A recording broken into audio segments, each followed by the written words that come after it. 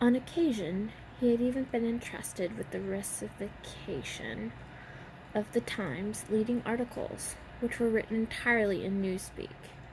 He unrolled the message that he had set aside earlier. It ran, Times, 3.12.83, reporting, BB, day order, double plus ungood, refs, unpersons, rewrite, full wise, upsub, anti-filing.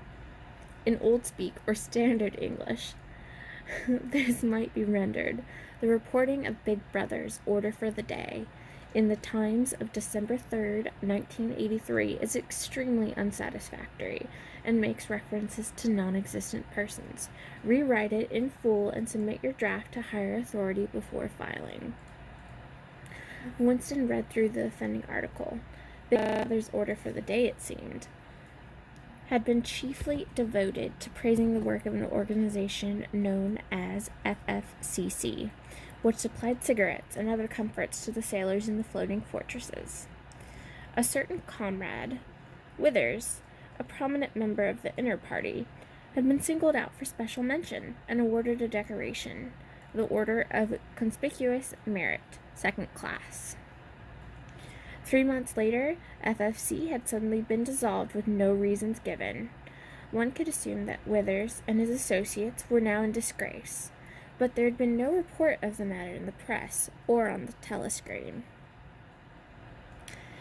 That was to be expected, since it was unusual for political offenders to be put on trial or even publicly denounced.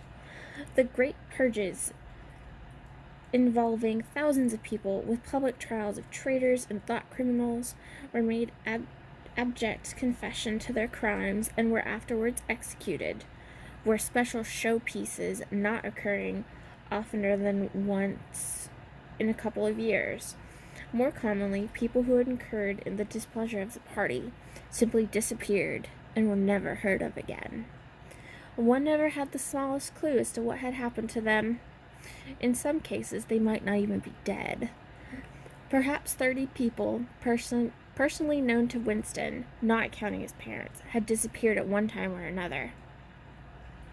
Winston stroked his nose gently with a paperclip. In the cubicle across the way, Comrade Tilliston was still crouching secretly over his speakwrite. He raised his head for a moment, again with the hostile spectacle flash.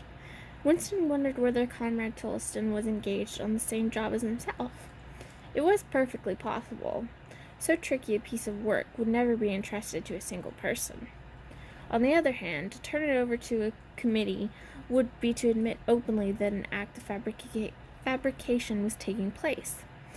Very likely, as many a dozen people were now working away on rival versions of what Big Brother had actually said.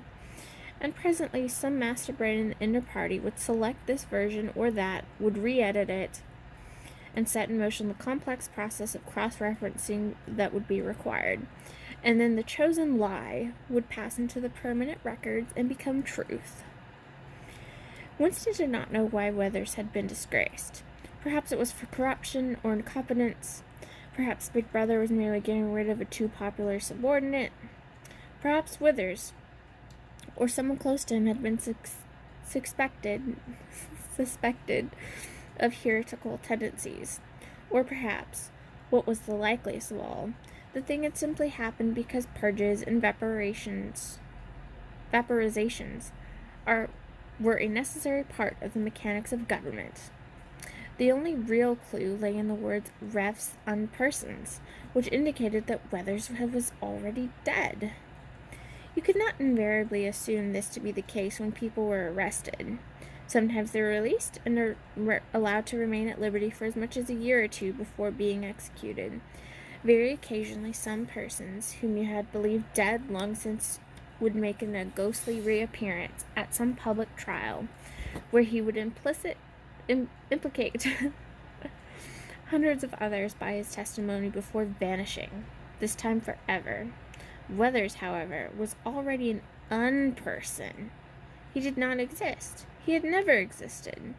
Winston decided that this would not be enough simply to reverse the tendency of Big Brother's speech.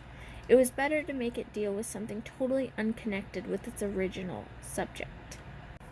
So that was just a little excerpt for a reading from 1984 by George Orwell. I highly recommend y'all check it out from your local library.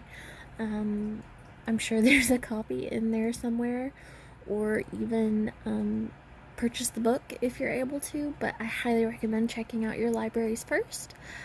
And I will see you guys in the next video. Bye.